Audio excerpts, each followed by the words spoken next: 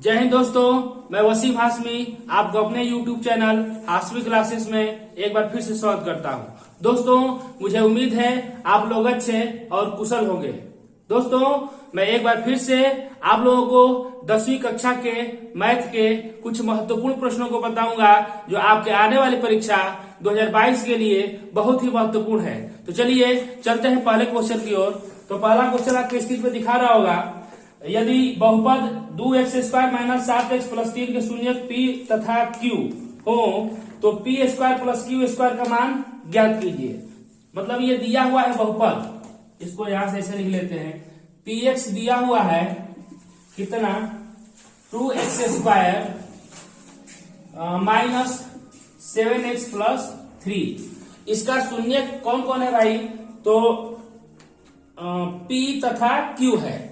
तो यहां से हम क्या करेंगे कि निकालेंगे उसके मूल का योग।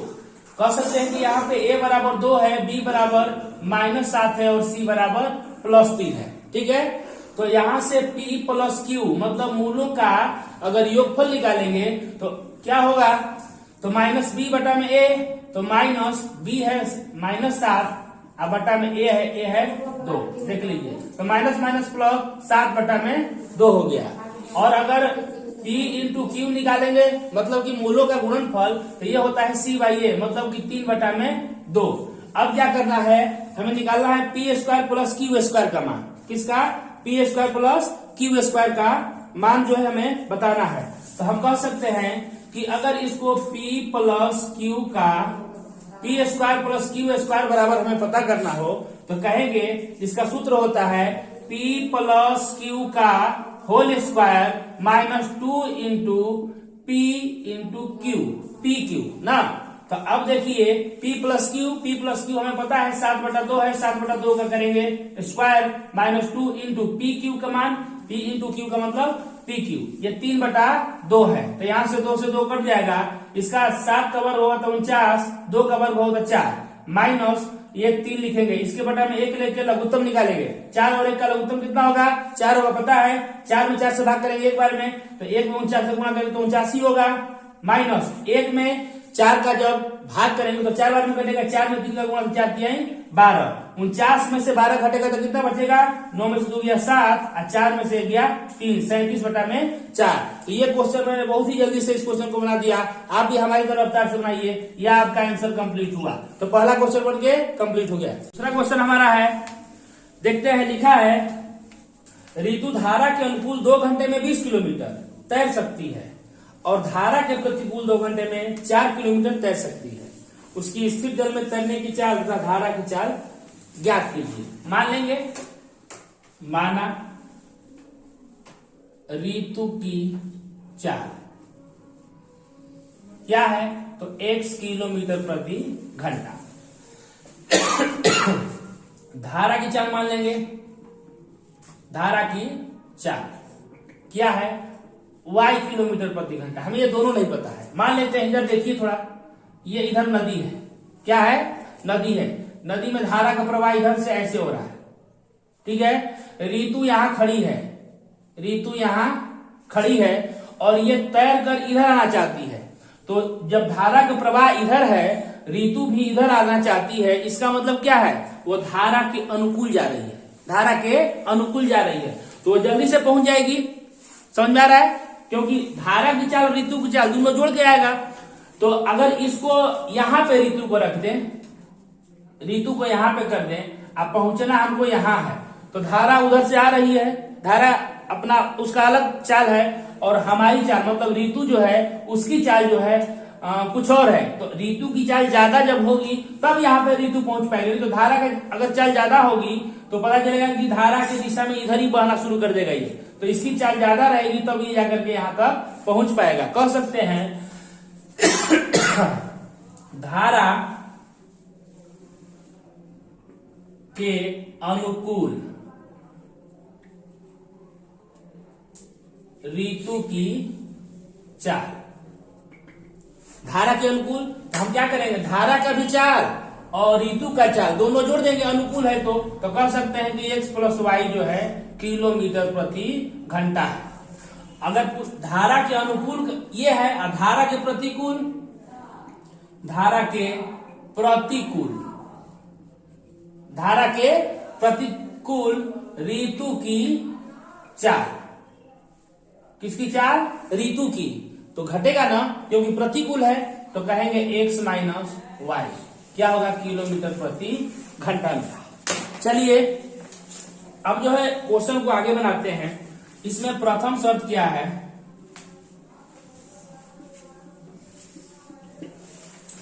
लिखा है कि 2 घंटे में 20 किलोमीटर तैर सकती है। 2 घंटे में 20 किलोमीटर।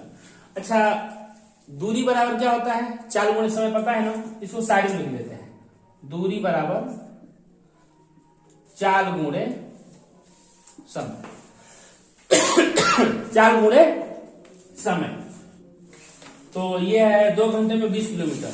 अगर हम दूरी इधर लिखते हैं, इधर चाल गुणे समय लिखेंगे, तो चाल हमारा ये है पहला।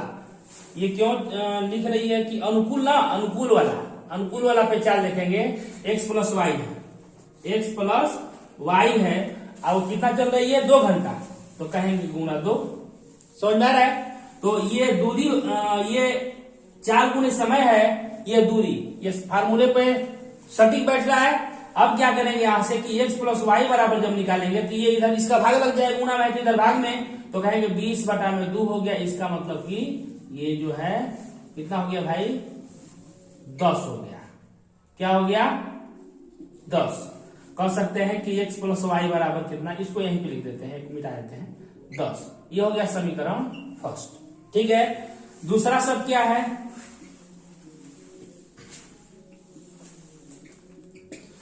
कि धारा के प्रतिकूल, मतलब कि चाल x माइनस वाई रहेगा। कितना दूरी तय कर रहा है? तो 4 किलोमीटर तय कर रहा है। कितना घंटा में भाई? तो 2 ही घंटा में। तो 2 का गुणा करेंगे, ये हो गया चाल गुणे समय, ये हो गया दूरी। ठीक है, ये 4 है। अब ध्यान से देखेंगे तो ये दूसरे 2 दूना का 4 कट जाएगा, गुणा में है, इधर जाएगा तो भाग में होगा, तो यहीं से कटा देते हैं। ऊपर में हम नहीं कटाए, समझाना था। ये हो गया समीकरण सेकेंड। समझ में आ रहा है? अब क्या करेंगे? दोनों समीकरण को हल कर देंगे तो आंसर हो जाएगा। हम कह सकते हैं कि समीकरण फर्स्ट प्लस समीकरण सेकेंड से दोनों को खाली जोड़ दीजिए। कह सकते हैं, इधर करते हैं थोड़ा, अब इसको मिटा देते हैं, अब इसको मिटा देते हैं। फर्स्ट क्या है कि x प्लस वाई बराबर 10 और x माइनस वाई बराबर कितना है भाई? देख लीजिए, 2 है। जब जोड़ेंगे तो चिन्ह में कोई परिवर्तन नहीं, ये कट जाएगा। ये होगा जोड़ने पर 2x और 10 2 12, 10 2 12। तो x बराबर 12/2, ये हो जाएगा 6। तो कह सकते हैं x बराबर 6। अब x का मान कहां रखेंगे? समीकरण फर्स्ट में, चाहे सेकंड में भी रख सकते हैं। x का मान समीकरण फर्स्ट में रखने पर, जब फर्स्ट में रखेंगे समीकरण फर्स्ट में x का मान, तो समीकरण फर्स्ट देखिए यहाँ क्या है कि x प्लस वाई बराबर 10 है। x प्लस वाई बराबर 10 है। x का मान जगह 6 रखेंगे, x की जगह पे, प्लस y बराबर 10 लिखेंगे, तो y बराबर क्या होगा? 10। ये प्लस में 6 है, उधर जाएगा तो क्या होगा? माइनस में 6। तो y बराबर कितना हो गया? 4। y बराबर 4। अतः हम कह सकते हैं ऋतु की चाल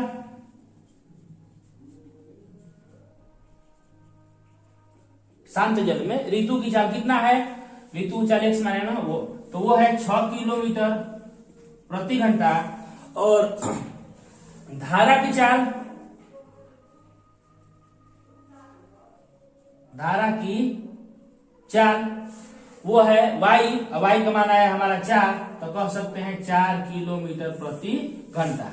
समझ में आया दोस्तों? ये सवाल बहुत ही इंपोर्टेंट है, एग्जाम में पूछा है, हमने इसको आसानी से आपको बताया है, आप इसको अच्छे से बना सकते हैं। ठीक है, चलिए तीसरे क्वेश्चन की तरफ चलते हैं। तीसरा क्वेश्चन हमारा यह पिता और पुत्र की वर्तमान आयु का अनुपात जो है 5:2 है।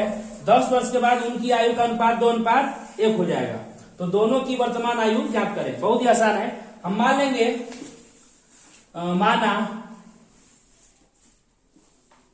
पिता की वर्तमान उम्र x वर्ष है। क्या है? x वर्ष है। तथा पुत्र की वर्तमान उम्र क्या है? तो वो y वर्ष है। क्या है? ये जो है y वर्ष है। पेन ठीक नहीं कर रहा है। y वर्ष है, ठीक है। इसके बाद अनुपात दिया है 5 अनुपात वर्तमान आयु का अनुपात। चलिए ठीक है, प्रथम शर्त लिख लेते हैं। पहले में कहा है कि इनकी आयु का अनुपात क्या है? तो 5 अनुपात 2 है। तो कह सकते हैं x बटा में y, पिता ऊपर है और पुत्र नीचे है, इनका अनुपात है 5 अनुपात 2, मतलब 5 बटा में 2। 5 बटा में 2 आसान है। 2 का इसमें गुणा कीजिए, तिर्यक गुणा इसमें 5y, तो x बराबर लिखिएगा तब 5y बटा में 2। इसको बना देंगे प्रतिस्थापन विधि से, ठीक ना। इस समीकरण हो गया फर्स्ट। फिर क्या है दूसरे शर्त में?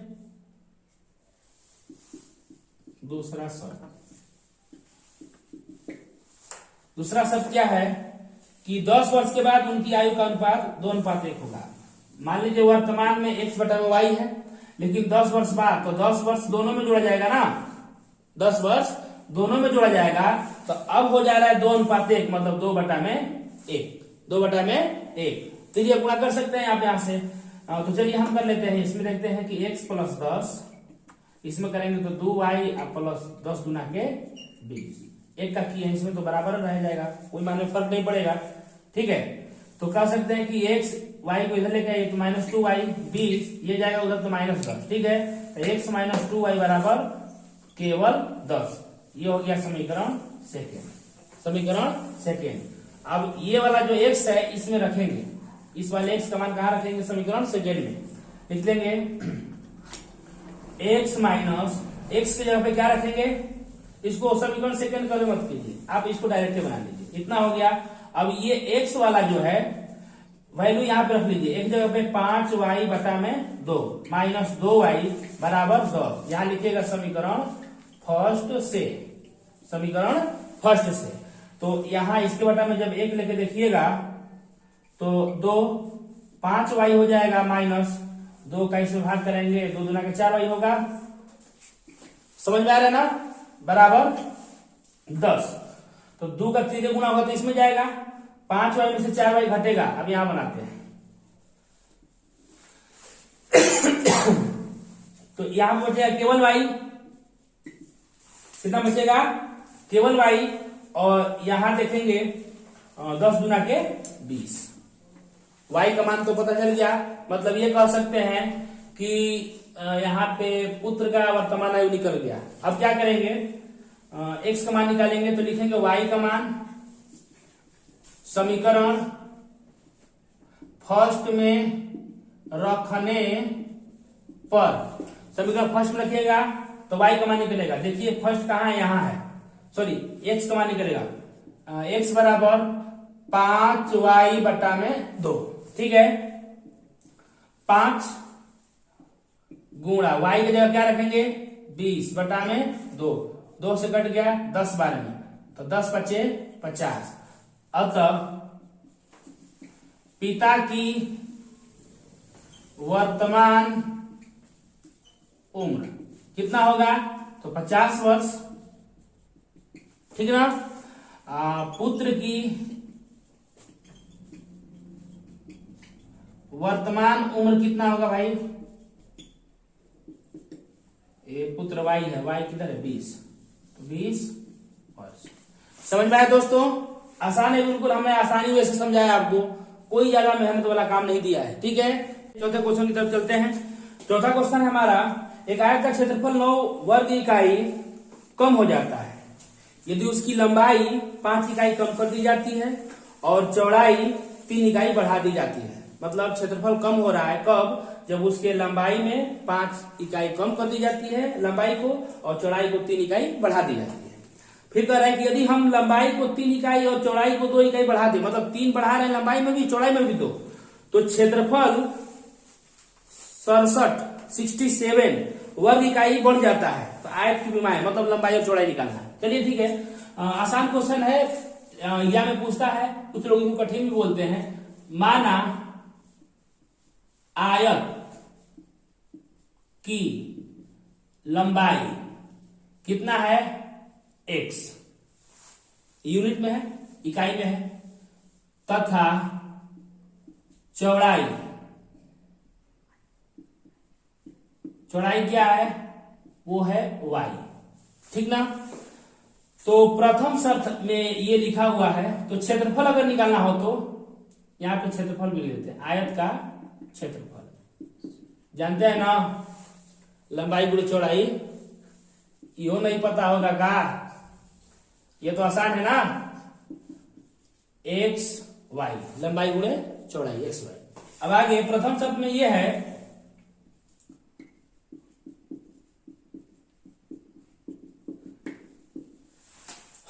कि लंबाई 5 इकाई कम कर दी जाती है। लंबाई पहले x था, लेकिन क्या कर दिएगा, 5 को इसमें से कम, ठीक ना। और चौड़ाई में 3 इकाई बढ़ा दी जाती है, तो मतलब y प्लस 3 कर दी जाती है, y प्लस 3। तो कितना हो रहा है, तो क्षेत्रफल एक्स वाई नहीं रह रहा है, क्या हो रहा है इसमें, 9 वर्ग इकाई कम हो जा रहा है, इसमें 9 कम हो जा रहा है, क्या हो जा रहा है, 9 कम हो जाता है, 9 कम कर देंगे। अब क्या करेंगे, इसमें गुणा करेंगे, x में y में करेंगे तो एक्स वाई प्लस x में 3 में करेंगे तो 3x माइनस इसमें minus 5y minus plus minus 5 3 15 बराबर x y minus 9। X y से एक्स वाई कट गया, ठीक है। अब यहां बचा हुआ है 3x माइनस 5y बराबर माइनस 9, 15 को ले जाएंगे उधर तो क्या होगा 15, उसके जाति बिरादरी में ले जाना है, एक्स वाई वाला सब इधर रहेगा, अब बिना एक्स वाई को एक तरफ रखना है। तो कह सकते हैं कि 3x माइनस 5y बराबर 15 में से 9 घटेगा, बताइए, 9 6 15 6 ना, ये हो जाएगा समीकरण फर्स्ट। समझ में आया, यहां का चिन्ह देते रहेंगे आप। अब लिखेंगे दूसरा शर्त,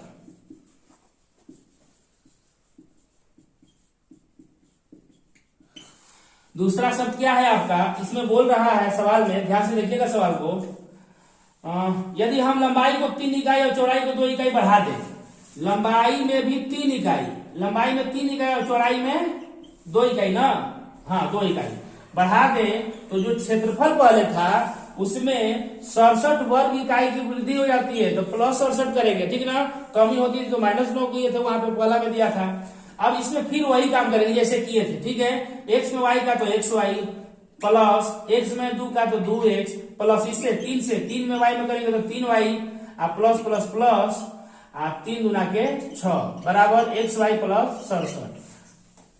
अब देखिए एक्स वाई से एक्स वाई जो है कट गया नहीं, अब बचा क्या है, यहाँ 2x है और यहाँ 3y बचा हुआ है, उधर 67 है अब प्लस है, उधर ले जाएगा तो माइनस हो जाएगा, तो 2x प्लस 3y बराबर क्या देख रहे हैं कि 67 में से 6 घट जाएगा तो बचेगा 61। ये हो गया समीकरण सेकेंड। अब ये दोनों समीकरण को हल कर देंगे, लिखेंगे क्या कि समीकरण फर्स्ट में 3 से तथा समीकरण सेकेंड में 3 से इसमें कर देंगे, 5 से इसमें 5 से गुणा कर जोड़ने पर जोड़ेंगे, ठीक ना, क्योंकि देखिए यहाँ माइनस है और यहाँ क्या है प्लस है, क्या है यहाँ प्लस है, 3 का गुणा करेंगे तो 15, इसमें करेंगे 5 जाते 5 से 15 कट जाएगा, बाकी x का मान निकल जाएगा हमारा, कर लेते हैं जल्दी से। तो 3 का गुणा करेंगे किसमें, समीकरण फर्स्ट में 3 का गुणा, तो 3 का गुणा करते हैं, 3 तिहाई 9x माइनस 3 5 15y, ठीक ना, बराबर 3 छके 18। समझ में आ रहा है। अब इसमें तो 3 कर दिए, सेकेंड वाले में क्या करेंगे 5 का, सेकेंड नीचे ही है, तो 5 गुना के 10x प्लस है तो प्लस 5 तिहाई 15y बराबर 5 इकाई 5 और 5 छके 30, 30 से लिखेंगे 31 नहीं, ठीक ना, यहाँ जोड़ेंगे तो अपने आप कर जाएगा माइनस प्लस है, इसको जोड़ेंगे तो 19x होगा, इधर जोड़िए तो 8 5 13, नहीं गलती हो जाएगा, इधर ठीक है ना, ठीक है ठीक है। 8 5 13, एक एक हासिल 2, आइए हो गया 3, 323, 323। तो जब हम x बराबर निकालेंगे यहां से, ठीक ना, x बराबर तो क्या होगा जी, 323 में 19 का भाग लगेगा ना, 19 का कर देंगे भाग। तो भाग तो पढ़ा तो सीखे होंगे ना। अब इसको कटा देते हैं, इसको थोड़ा मिटा देते हैं, कटाने से पहले इसको मिटा देते हैं। 19 दूना के 38 बेसी हो जाएगा, तो 19 से कहेंगे 19। अब जो है इसमें कितना बचेगा, 19 1 20, 11 2 13, इसमें 13 बच रहा है, तो 133 हो गया। 19 26 होगा, 19 7, हाँ 7 बार में कट जाएगा, 19 7 133, ठीक ना। तो 17 बार में इससे ये कट गया, तो कह सकते हैं x बराबर आ गया 17। अब क्या करेंगे, x का मान रख देंगे समीकरण फर्स्ट में रख सकते हैं या सेकेंड में, तो देखते हैं किसमें आसान है x का रखने में। x का इसी में रख दीजिए, सेकेंड में, सेकेंड में रखने पर आप फर्स्ट में भी रख के चेक कर सकते हैं, ठीक ना। तो ये है आपका 2x प्लस 3y बराबर 61 है। 2x की जगह पर रखेंगे 17 प्लस 3y बराबर 61, 17 दूना के 34 प्लस 3y बराबर 61, तो 3y बराबर 61, 34 जाएगा उधर तो माइनस 34। देखिए यहां से अब y बराबर निकालेंगे, तो पहले इसमें घटा लीजिए, 11 में से 4 गया, कितना बचे भाई, 7 4 11, इसके बाद ये 5 हो गया, 5 में से 3 घट गया तो 2, ये 3 चला जाएगा नीचे, 3 नमा 27, तो y बराबर भाई 9। कह सकते हैं अतः आयत की लंबाई बराबर, लंबाई x माने है ना, देख लीजिए x माने है, तो कितना होगा 17, तो 17 इकाई, और आयत की चौड़ाई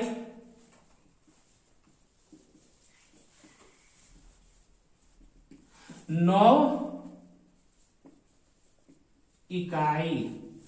समझ में आया होगा, यह क्वेश्चन बहुत ही महत्वपूर्ण है, आप लोग हमारे साथ इसको जरूर बनाएं। अगला क्वेश्चन 5वां है, ए और बी की मासिक आय का अनुपात 9:7 है और उनके मासिक व्यय का अनुपात 4:3 है।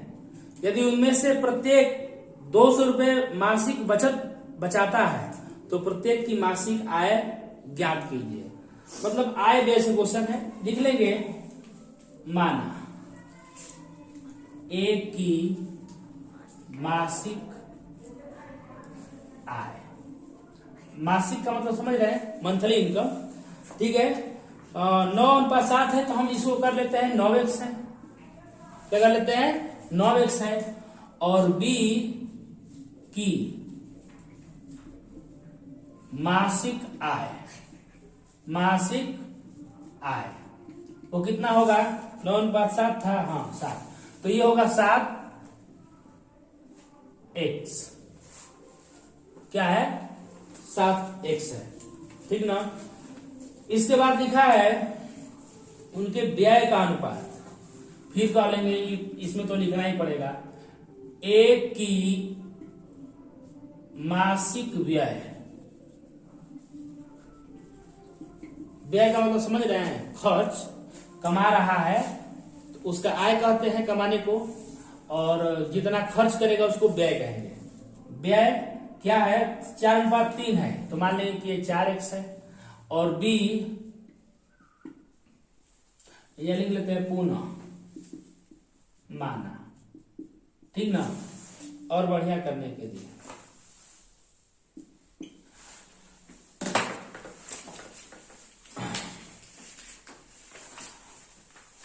बी की मासिक व्यय क्या है, 4/3 है, तो ये होगा, सॉरी यहाँ y लेते हैं, गलती हो गया था उसमें y, और यहाँ पे 3 y ले लेते हैं। आय वाले को x ले लिया है, व्यय वाला को y ले लिया है, ठीक ना। अब क्या करना है, लिखा है कि उनमें से प्रत्येक 200 रुपये मासिक बचाता है, तो प्रत्येक की मासिक आय बचत करता है। क्या करता है? बचत। हम कह सकते हैं प्रथम शर्त लिखेंगे, केस फर्स्ट प्रथम शर्त से ए के बारे में बात करें। अगर 9x कमा रहा है, खर्च कितना कर रहा है, उसमें से घटा देंगे खर्च को, तो बचत पता चलेगा ना। तो बचत हो गया कितना? 200। बचत कितना हो गया? 200। ये समीकरण फर्स्ट कर लीजिए।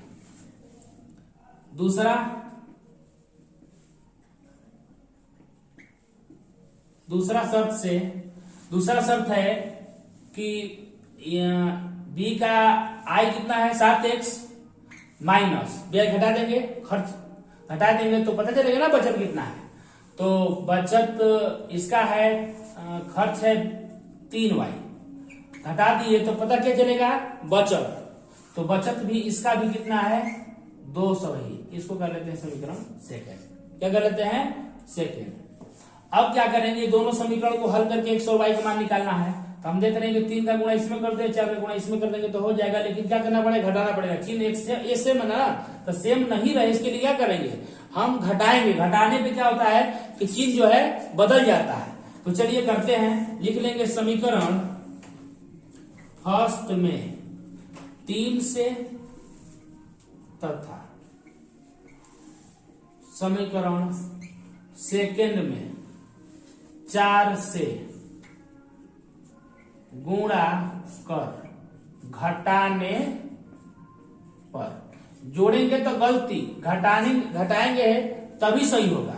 तो चलिए 3 से करते हैं। इसमें फर्स्ट में तो 3 9 27x माइनस 3 चौके 12y बराबर 3 दूना के 600।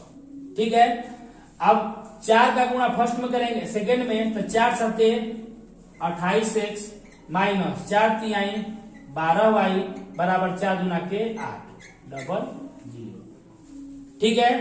अब यहां से देखिए चिन्ह को बदल दिए हम, क्योंकि घटा रहा है। ये 12y कट गया, माइनस प्लस माइनस 27, इसमें से 28 घटेगा तो माइनस x बचेगा, और यहां देखेंगे घटेगा तो माइनस 200। कितना हो गया? 200 हो गया। x बराबर 200, तो लिख लीजिए x बराबर कितना हो गया? 200। अब क्या करना है? y का मान नहीं निकालेंगे। क्यों? क्योंकि a और b का मासिक आय पूछा है, वो 9x से 7x से, बाकी से हमको मतलब नहीं। b पूछा तो निकालते। हम क्या करेंगे? लिख लेंगे a की मासिक आय कितना? 9x है, तो 9 गुण x का मान 200। हटा देते इसको, तो 9 दूना के 1800 और b की मासिक आय 7x है, 7 गुण x का मान हमारा 200 आया, 7 गुना के 1400। यही हो गया आपका आंसर। समझ में आया दोस्तों? ये छठे क्वेश्चन की तरफ बढ़ते हैं। लिखा है कि दो क्रमागत धनात्मक पूर्णांक ज्ञात कीजिए जिनके वर्गों का योग कितना है? 365 है। तो दो क्रमागत धनात्मक पूर्णांक है, तो मान लेंगे, माना, इसको मिटा देते हैं थोड़ा, माना पहला धनात्मक पूर्णांक क्या है? x है। तो लगातार है, तो इसका मतलब दूसरा धनात्मक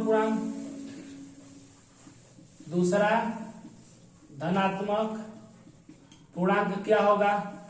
तो कह सकते हैं कि x प्लस 1। क्या होगा? x प्लस 1 होगा। क्यों होगा? क्योंकि ये लगातार है। 2 के बाद क्या आता है? 3, तो 2 में 1 जोड़ेंगे तभी तो आएगा ना। तो लिखा है आगे, इनके वर्गों का योग 365 है। इसमें शर्त क्या दिया है कि